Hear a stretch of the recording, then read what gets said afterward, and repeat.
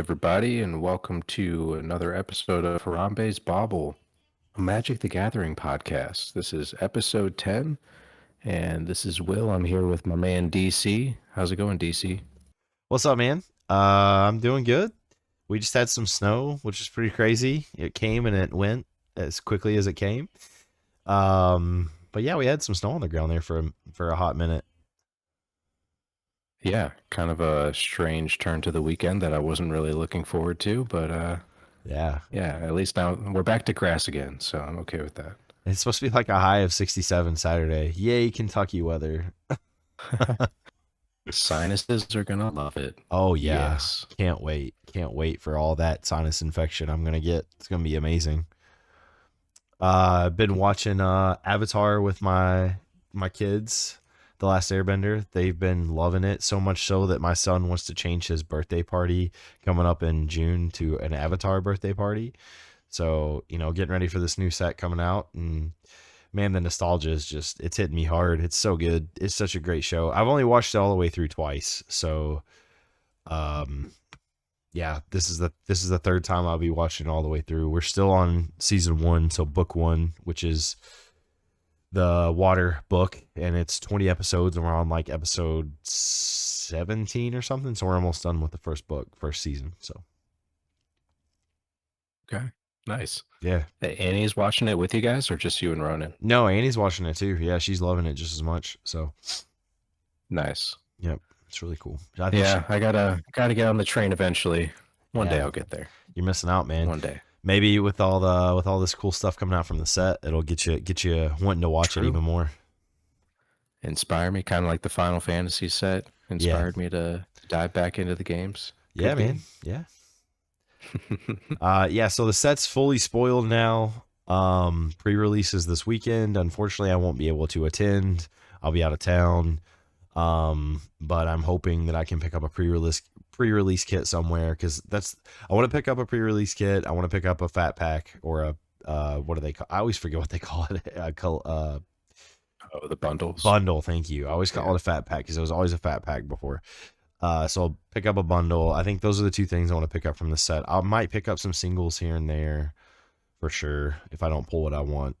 But I'm not going all in like I did Spider-Man, despite me loving it dearly. Gotta calm Yeah, I down. think it's probably going to be the singles route for me for the next few sets, but there are some crazy cards that got spoiled. And yeah, I think maybe we should dive into a couple of those. So Just dive in I head know we first. had a whole bunch going through. Yeah, man, head first, right into the bottom. We had a bunch going back and forth in Discord. So, I mean, has there been a couple of cards that you've seen lately that have jumped out to you? They're ones that you either want to try to pull or buy individually? Yeah, so there's two specifically I'm going to buy if I don't pull them. And it's because this fits perfectly into my Gwen deck. You can go check out that Gwen deck tech. But airbending is so perfect for Gwen. And because you put stuff in exile and you can play it later, which is exactly what you want to do. You get additional triggers and that kind of stuff. So I'm really excited to explore all that. I wish there was more airbending, to be honest. But these two cards in particular, very excited for. Appa Steadfast Guardian is what I want to start out with. Yep. Legendary creature, Bison ally, 2 generic, and I got corrected on that on TikTok. I always mess up and say 2 colorless, but it actually is 2 generic. So shouts out to that guy for calling me out on my mistake. Idiot. I know, Gosh. I know. He was nice about it. It was cool. Two generic, 2 white. Legendary creature, Bison ally. So we got allies coming in here again. That's a little side note, a little aside here. I think I want to explore some allies again, maybe for a commander deck. I don't know how I'll do that, but I really like the allies thing back in Zendikar. So, yeah, I like that they're bringing allies back. I think that's really cool.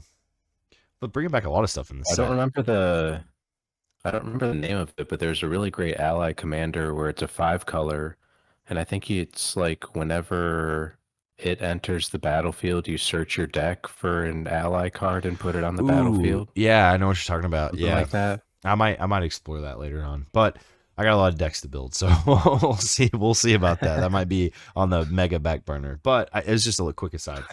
So he has flash Yeah. and flying, which Love that he has flash. He's a 3/4. When Appa enters, airbend any number of other target non-land permanents you control. Yes, please. This gives me so many cool options for only 4 mana too. This is exactly the kind of card that Gwen wants. And then whenever you cast a spell from exile, create a 1/1 white allied creature token. So that's a double whammy for me. I've got a lot of creature generation, a lot of triggers from playing stuff from exile. It's just another one to add to the tool belt. So I'm really excited for this card. I think this card's incredible. And a lot of people seem to think so too, because it's pre-selling for like $22 right now. So Yeah. And remind me, is it so airbend when it's exiled, is it you pay 2 generic to recast it yeah. later on? So when you Okay. airbend, you exile a card. While each one is exiled, its owner may cast it for 2 rather than its mana cost. Yeah. So 2 generic. That's pretty cool with Gwen. Yeah, perfect for her, right? So, Right. and then there's another one I want to mention real quick in the same breath because it's also about airbending. Perfect kind of board wipe for her as well. Avatar's Wrath. We talked about this one a little bit in the Discord, I believe. 2 generic, 2 white. Keeping with that trend, I love that the middle of the road, the 4 cost. I think that's perfect for Gwen, what she wants to do, where she wants to be. Sorcery. Choose up to 1 target creature, then airbend all other creatures. Until your next turn, your opponents can't cast spells from anywhere other than their hands. Exile Avatar's Wrath. I think this is an incredible board wipe in general for Commander. Really sets the pace, paces the game out very well. But for Gwen too, again, getting more triggers. I'll exile everything I own except for Gwen, and then just pay it for 2 and get more triggers for Gwen. I mean, what an incredible card. And this one, because it's not a mythic, it's only a rare. The last one, Appa, was a mythic, but this one's like pre-selling for only like $6. I could see this price actually going up over time for sure. But those 2 in particular, man, that's exactly what I want. I'm very excited for those cards. I like that Avatar's Wrath a lot. I mean, that would be if you're doing like even just like a Voltron style, where you're, buffing up 1 creature, or maybe it's just a combat heavy deck, but you have 1 creature that you're really trying to buff up. I mean, what a great finisher to just kick everything out, and then you get a turn with no creatures. And then, like we were talking in the Discord, I mean, if you really want to get savage with it, do a little Armageddon. Oh, yeah. And then just make sure people can't cast anything. So, but yeah, what a cool, especially for 4 mana. That's a really, really cool idea. Yep. Great cards. Great for Gwen. Very excited for those. What you got? What are you excited for? I'm definitely excited for that Avatar's Wrath as well. But the one that really caught my eye this week was the Walls of Ba Sing Se. Oh, yeah. Which is 8 generic. This card. For a legendary artifact creature wall with defender, other permanents you control have indestructible, and it's a 0/30. I just love everything about that. Just an obnoxiously large defender, but giving everything that other permanents you control indestructible. I mean, that is insane. And I love its generic mana, so anyone can run this in their deck. It's not just, only for one particular color. Yep. I'm definitely getting this. This is going in Tifa 1,000,000%. And the base version I was checking today, currently pre-selling for, I think it was like around 25. But hopefully once the set drops, that'll come down like half, maybe more than half. That'd be nice. I'd say, dude, it's only a rare. I mean, it's 8 mana. Yeah. So, and it's only a rare, so people are gonna pull it. Like the price will go down. Yeah, that'll be fun though. I mean, just especially in a deck like Tifa where I have mana out the ass, like paying 8 mana to give everything indestructible. Yes, I will do that. So such a fun card. It's so ridiculous. It's so outlandish. Right. Yeah, a 0/30 with defender, like it's just goofy. I love it. I want that to see standard. I want people to make a standard deck around that, just because I think it would be so insane. Cheated out or something. I don't know. I want to see it. It's legendary. Could do a wall tribal. Have him be the commander. Just all walls. I don't know how you'd win, but colorless walls. Yeah. That's a problem. Somebody make that commander deck and get back to us, please. That would be amazing. Colorless wall Uh, tribal. yeah, it looks like it's going to be a cool set, though. I don't know. I mean, there's a lot of. I really like the earthbending mechanic. I think that's going to be nuts. It's been kind of cool seeing some of the lands that are going to be coming out that have keywords already on them, just kind of in preparation for earthbending. Yeah. Super cool. Airbending, like you said, I think is going to be bonkers, especially in white, which already liked blinking things Yep. and has a lot of cool ETB effects. It's going to be perfect. Yeah. For standard, I think Azorius Blink is going to be make a major comeback with this set, and I honestly I like that. I like that. I played a lot of Azorius Blink before it got nerfed, so I think self blink, self bounce. So I think yeah, I think that's going to see some play. Um, so my do you have another card by the way before I start on my No, you're good. okay. Yeah. Um so I think Spider-Man, it was really really top heavy, like super top heavy. I think you had like 10 to 12 cards that are seeing play in a lot of formats. But there's nothing like super amazing, super bomb wise with Spider-Man. But I think there's a lot of like good cards with Spider-Man. I don't know how powerful this set seems. I've not seen a lot of cards like pop out of me and just say, "Wow, that's going to shake up everything." In standard or in commander, I've just seen a lot of good tools for the toolkit. Uh, so I don't know. I think prices. I think you're seeing that a lot in the pre-sale, but I think prices are going to go down a lot. But honest to God, I like that we're not getting like just bonkers cards out the wazoo. We talked about power creep on the last episode, and we need more of these kind of sets where it's just kind of like even killed and like you have some good cards, yes, but not everything has to be amazing. Not everything has to be a legendary creature. And you're even seeing some generic creatures in this set, like 2 mana, 2/3s that have no abilities and stuff like that. That's a welcome change back to the old ways for me. I mean, I will say though, there are going to be some cards I think are going to be like the unlucky cabbage merchant for like Yeah. food decks. That's going to be pretty cool. The Wan Shi Tong, the like The drawing a bird, card anytime someone goes through their library. That's going to be a great counter for that card's landfall broken. decks. That card's broken, and the cabbage Okay. one's broken. There are a couple broken cards, absolutely. But I just mean overall, I don't Yeah. think that there's like so many crazy broken cards that it's just like this set's insane. You know what I mean? It doesn't feel that way for me, at least. Yeah. Yeah, I think it'll be enjoyable, but definitely one that, especially like, I don't know. I mean, I'm not planning on buying much sealed product. I'll probably just pick off a few individuals here and there and keep it moving. Keep it moving for Lorwyn. Yeah. I like I said, I do plan to buy a little bit, but just for the fun of it, just because I love Avatar, and really that's what I did with Spider-Man. I just love the property Spider-Man so much. That's why I bought product. It wasn't that I was like so excited for like certain cards or whatever. I wanted to open Spider-Man cards, and I feel the same way about this set. I want to open up Avatar cards. So about that, Right. I mentioned it last pod, but I'm going to do this 12 days of Packmas. Shout out to Magic Mama on TikTok for giving me the idea. She did like 30 days. She did Packoween, where she opened up a pack like every day in October. It's crazy.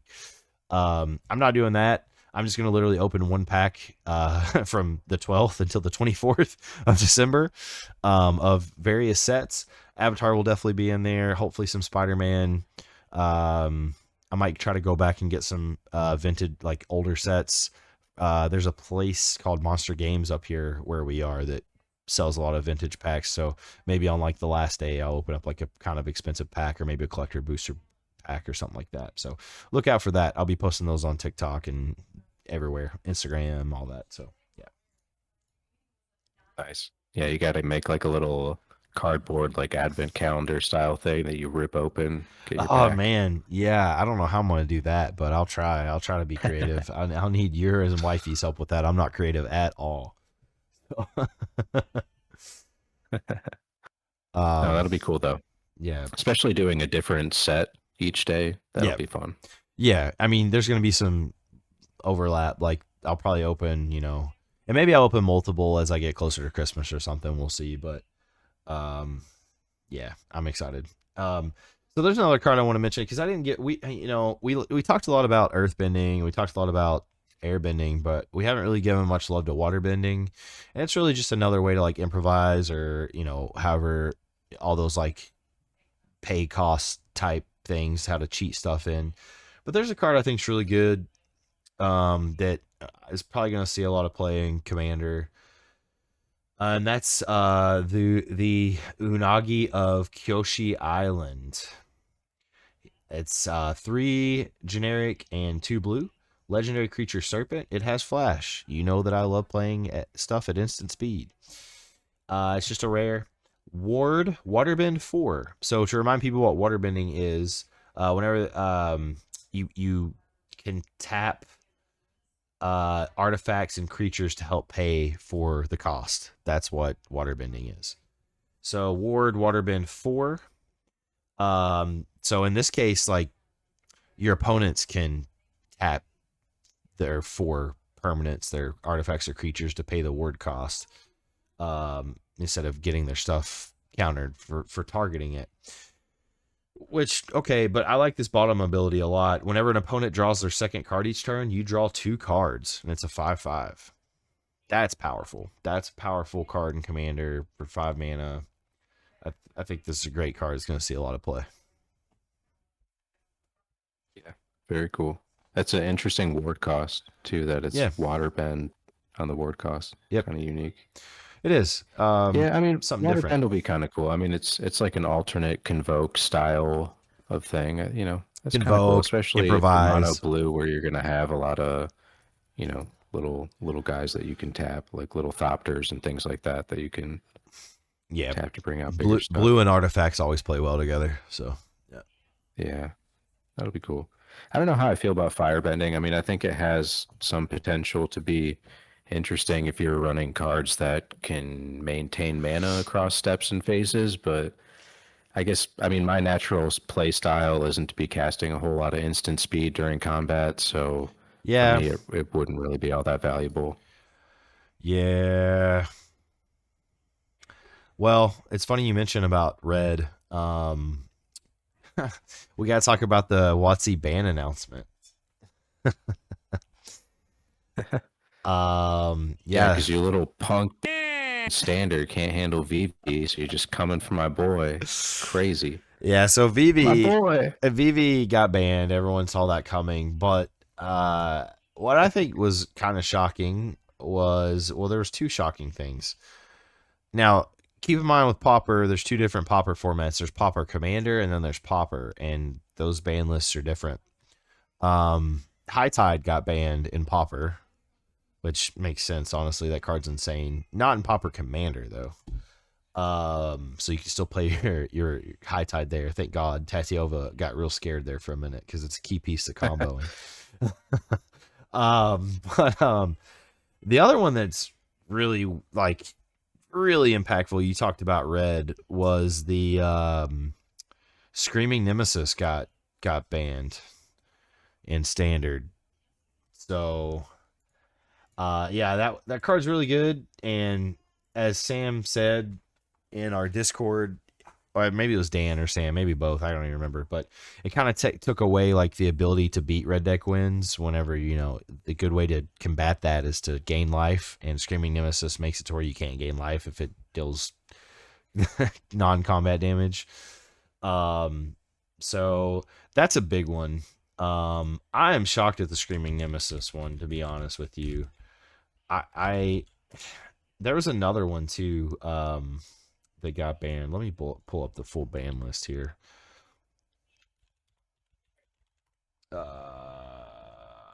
Here we go.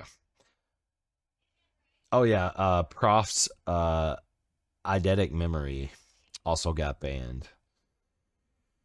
That one also kind of surprising to me. I've not seen that card be like that crazy in standard. Maybe I'm just not that high up in the ranks. But yeah, huge shakeups.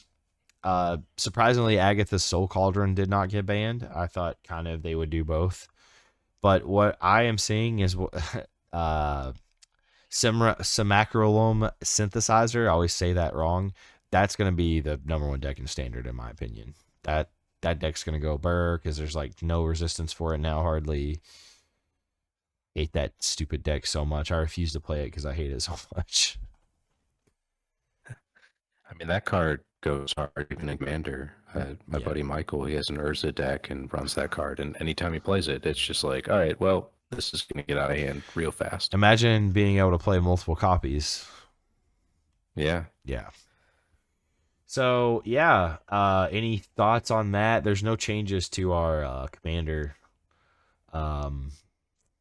Yeah, so. Yeah, no, I don't care about Standard, so all of you can cry, and I really don't care. Well, interestingly enough, Entomb I was bummed, banned though, in about Legacy. High Tide. Oh, yeah. I was really hoping High Tide would be banned in Pauper Commander as well, because I was like, I'm sick of seeing this card in Pauper Commander. Yeah. Sorry not to cut you off. What were you saying? No, that card's crazy. I was gonna say, interestingly enough, Entomb got banned in Legacy. That's kind of surprising to me. I don't play Legacy, but I know it's a very popular format, and I know a lot of people were kind of shocked by this one online.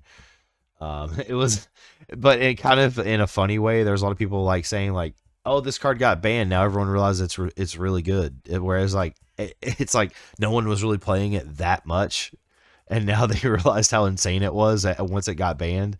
So I thought that was kind of funny. But yeah, big shakeups. I was for surprised Standard. to see that Nadu got banned in Legacy. I honestly just assumed that card just no longer was being played in general.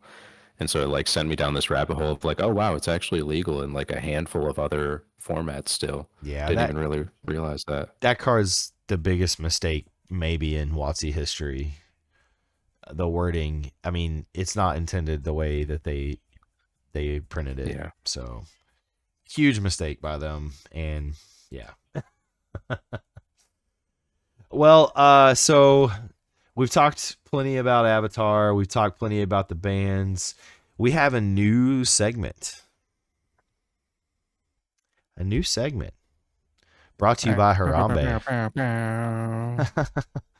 It's called what you said, Harambe's what? What did you call it? Ooh, Harambe's Hot Hits. Harambe's Hot I need Hits. to like insert an audio of like a baseball, like crack, like a bat. Just Triple H. Yeah. Harambe's Hot Hits. So it's it's a new series we're going to be doing for all the colors. We may revisit it later on, but we're going to touch on all the colors first. And basically what it is we're going to go through each color and just say like these cards should probably be played in every commander deck if you're running that color. Because they're that good, that useful. And we're going to start with green, Will's favorite color for sure. Give him the honors of that. I think we might go with blue next time for my favorite color. Spoiler alert. That's fair. So we're each going to pick two cards in green and say you should play these and why. But we want to preface this, I think, by saying that there are some colorless cards that should just be played in every deck. So you just want to rattle those off real quick for us? Yeah. So, I mean, obviously your Soul Ring and your Arcane Signet should be in, well, Arcane Signet, I guess, maybe debatable if you're doing monocolor. Yeah. Especially mono green, you could justify not doing it. But in any other, especially multicolor deck, Soul Ring, Arcane Signet, but then Lightning Greaves and Swiftfoot Boots. I mean, just two amazing protection pieces. Yeah. Always great to play those cards. You're never going to be disappointed, especially in Commander. Yeah. Always play those. But always. Sure. There's no reason to not play those, especially those three: Swiftfoot, Lightning Greaves, and Soul Ring. I don't care if you're running monocolored or not. Soul Ring's an important ramp piece, so it's the best card in Commander, bar none. But yeah, I don't know. Yeah, I guess I can start us off. Let you close with your favorite color. I kind of cheated. I kind of have 3 cards, because 2 of them are the same card, just different names. But green's favorite thing to do is ramp, and so you're going to want to play the best ramp stuff with green, in my opinion. Because why not take advantage of that when you're running green? I mean, I run it in my Spiders tribal deck just because I have green in the deck. You gotta. So I'm gonna go with a double whammy here up front with Cultivate and Kodama's Reach. Both very simple, both very useful. 2 generic and a green for both. Both are sorcery speed. Both say search your library for up to 2 basic land cards, reveal those cards, put one onto the battlefield tapped and the other into your hand, then shuffle. So yeah, there's no reason not to run this, especially in multicolored decks. Whenever you're trying to get your mana fixing, just incredible cards that should always be played in green decks. 100%, always valuable. Yeah, and it's not like you have to run both. You can run either or. If you just need like 1 ramp spell, or if you really feel like you need to hit the ground running, then get both. And then my other one is honestly one of the best cards ever printed in Magic history, in my opinion. And we're all about that ramp, baby. Birds of Paradise. Everybody knows what Burb does, but I'll say it anyway. It's green creature, Burb. Flying, tap it, add 1 mana of any color to your mana pool. 0/1. Just phenomenal. Phenomenal card, phenomenal ramp, best fixing available.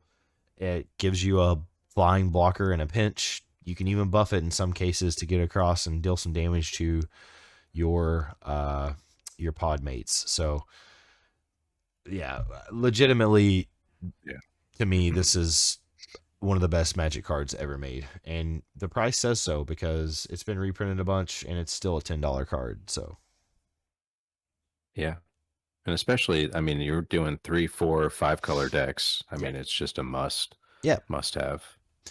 Yeah, I mean, even in 2 color, sure. Why not? Like if you're running Simic, right?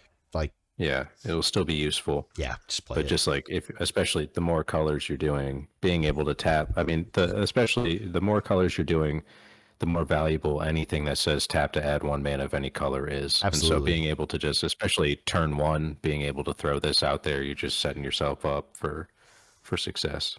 Harambe approves all of those cards. He told us himself. He did. He speaks to us. Nice. I like those, though. I like those, especially, the Cultivate, Kodama's Reach. I mean, they feel boring, but they're always really effective. And it's green doing what green loves to do, like you said. And so the cards I chose, I kind of cheated as well, where I have one that's really kind of 2 that are the same. Yep. But staying in line with that idea of ramping.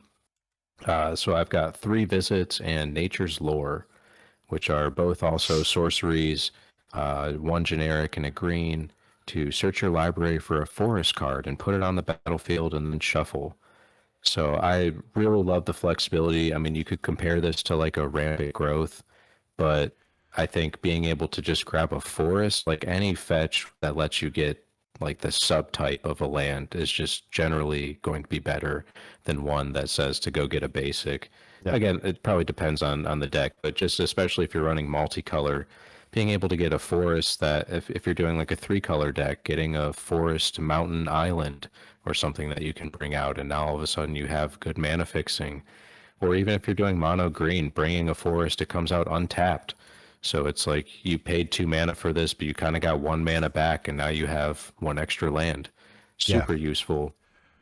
And also why that fetch lands are so good, because you can go get any forest or whatever. So similar concepts there. Exactly.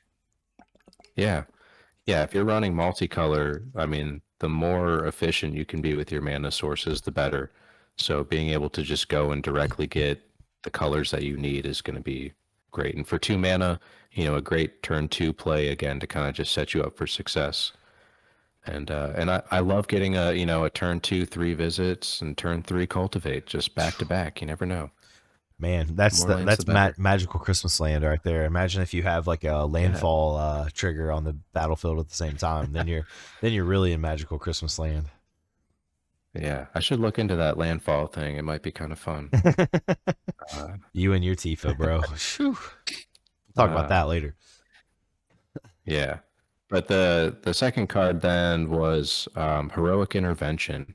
And this is a fun one. Instant for one generic and a green. Permanents you control gain hexproof and indestructible until end of turn.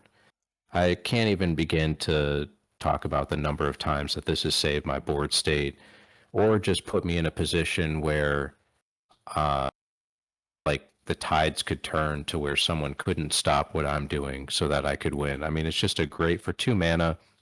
You know, green doesn't have counter spells and it doesn't really have a whole lot of great removal, but it does have some really good protection spells. And so if you have things out there that you want to try to protect, green has a lot of great options.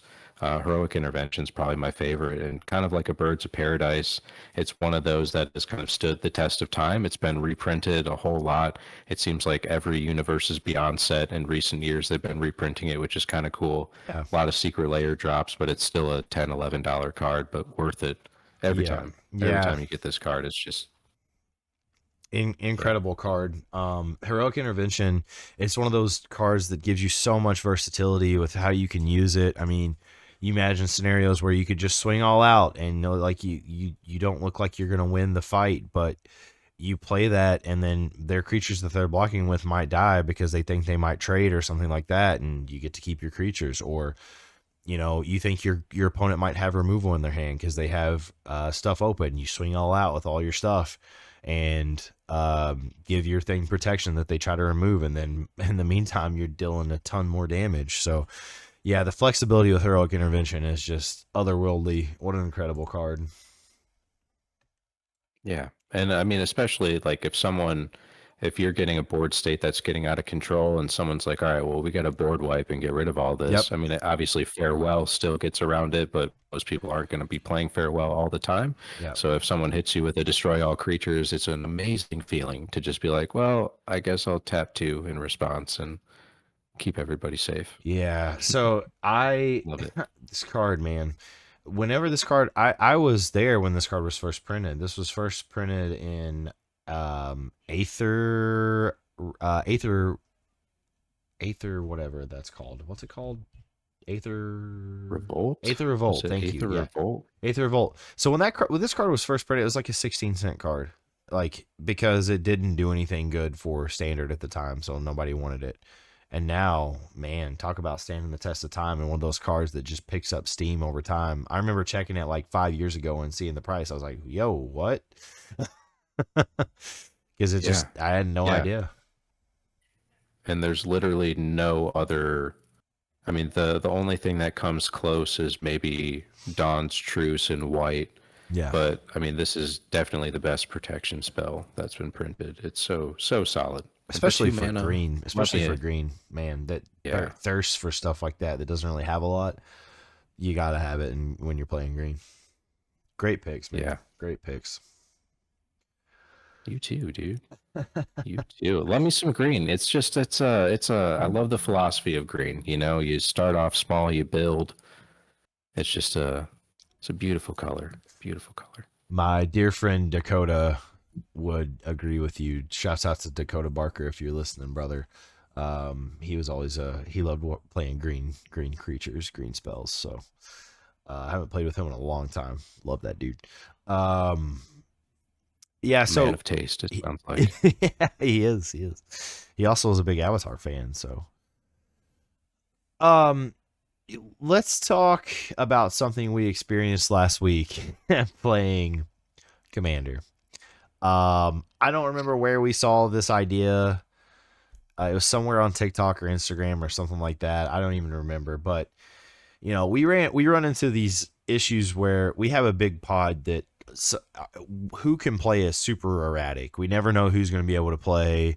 We're all adults. We have crazy schedules, and it was like the perfect storm last Friday where we had 7 people ready to play. So they all came over to my house. I was like, okay, what we're going to do is do 2 tables. We're going to do a table of 4 and a table of 3. And that was fun for a little bit. Then we had somebody drop, and we're like, well, we don't really want to do 2 tables of 3. So I was like, let's try this new thing that I saw on socials where we play a 6-man pod, six people at the table, and you only have to take out 2 people in order to win. So the 2 people directly across, the one person directly across from you and the person to their left. Those are the 2 people that you have to take out in order to win. So there's a lot of strategy involved in this, honestly, because we had a scenario where Mike was about to take Will out to be one of his one of his win conditions, but Will clapped back. And even though that wasn't his target to be able to win, he had to protect himself because he was the main threat at the table. So that actually put me in a really good position to win, because that was one of the guys I had to take. Mike was one of the people I had to take out, and all I had to do was take out Dan. Well, coincidentally enough, that's all Will had to do at the next stage as well, because who was it that got taken out? Ian got taken out. That's right.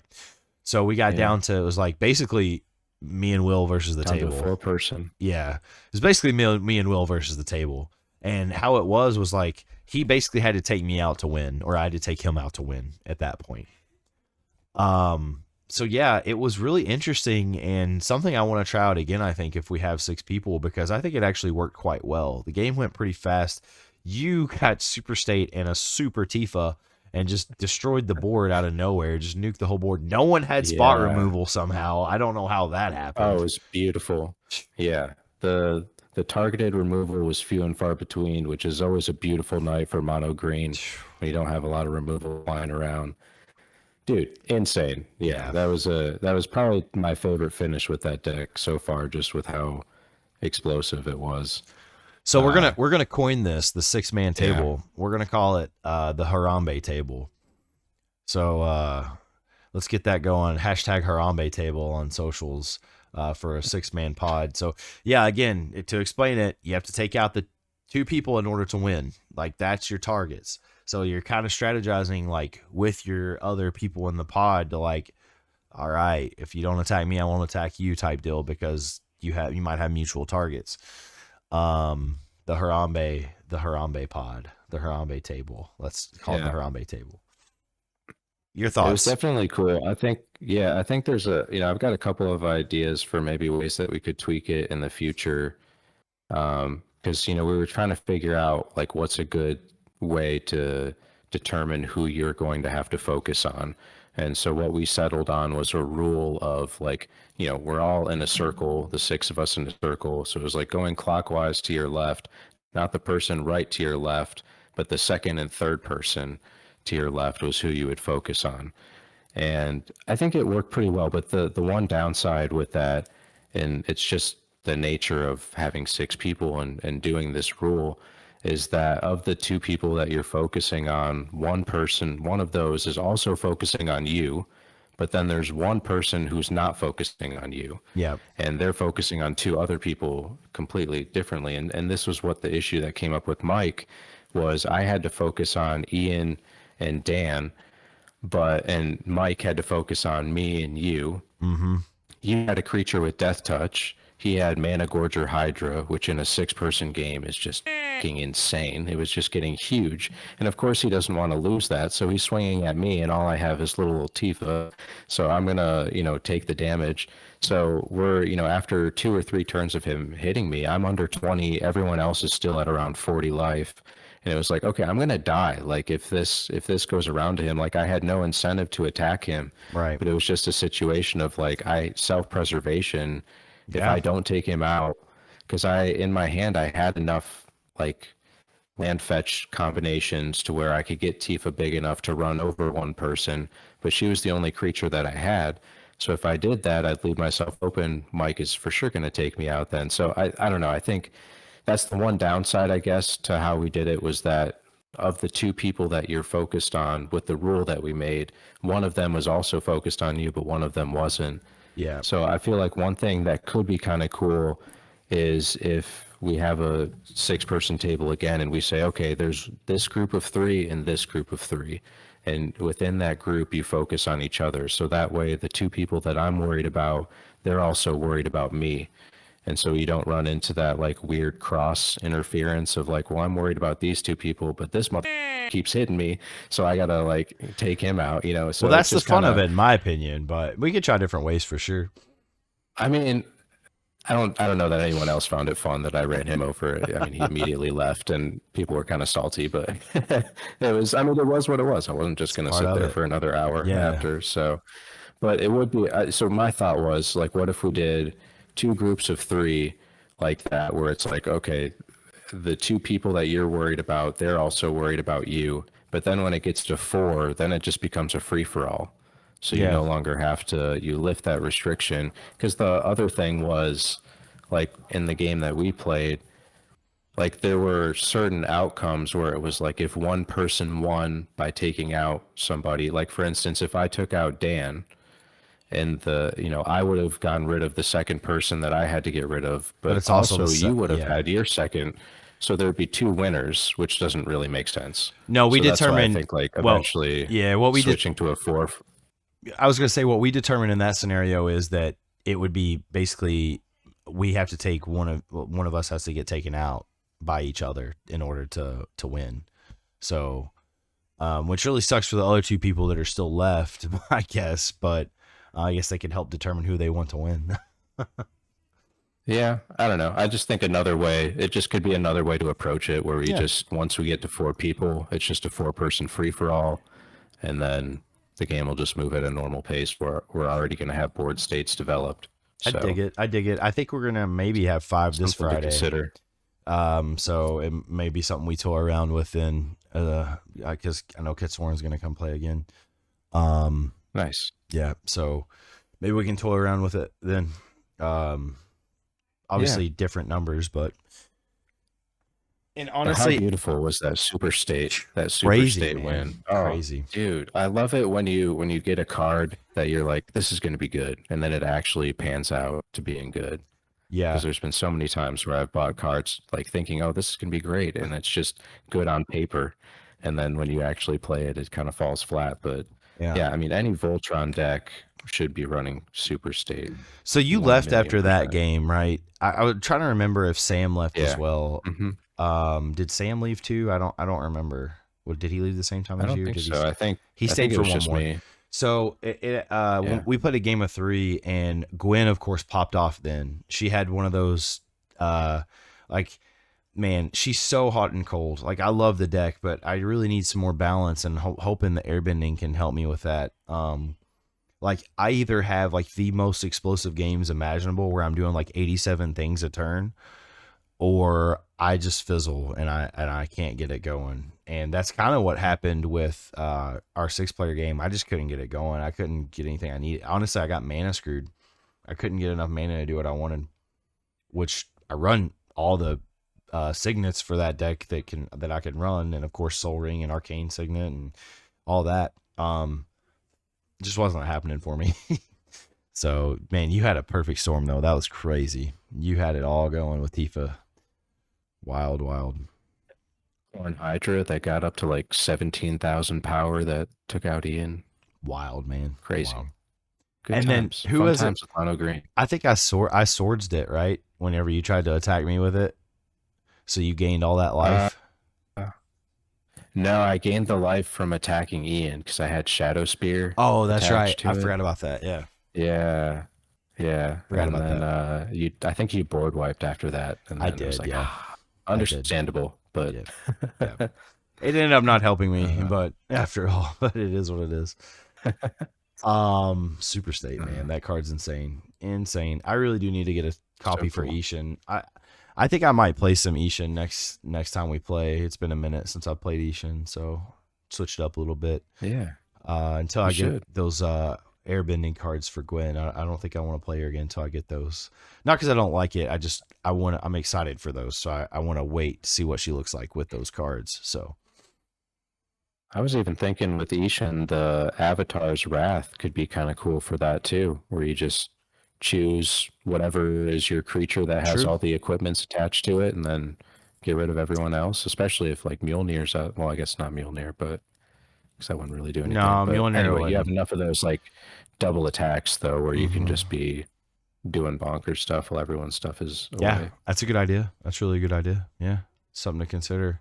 That card, like I said, I think that card's just going to see a lot of play across the board. It's just a very unique and powerful card, in my opinion.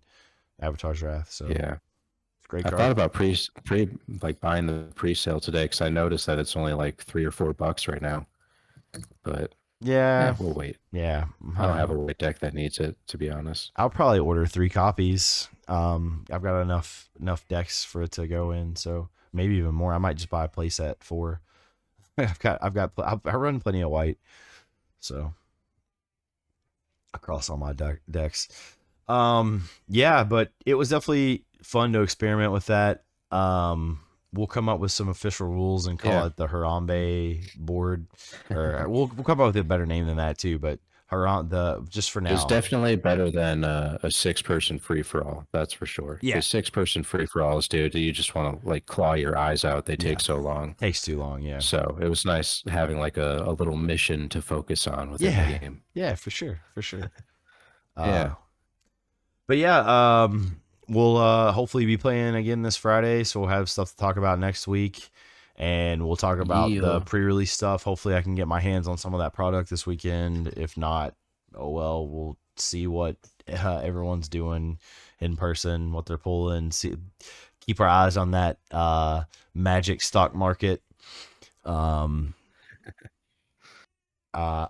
think this is a good time to bring up. I think we need to end every show with a Magic stock market segment. And something you mentioned today was that Traveling Chocobo finally at least decent price. What did you see it at today? The market price right now is $19.51. Never thought I'd see the day. First time under $20 since it got released. Yeah. Yeah. So maybe buy now, or I don't know. See if it goes down even more, because they're gonna start reprinting more of those. So we'll see. But true. Yeah. All right, that was your Awesome Harambe. card, That was your Harambe stock market magic. That was your Harambe magic stock market moment. Rest in peace, Harambe. Brought to you by Harambe.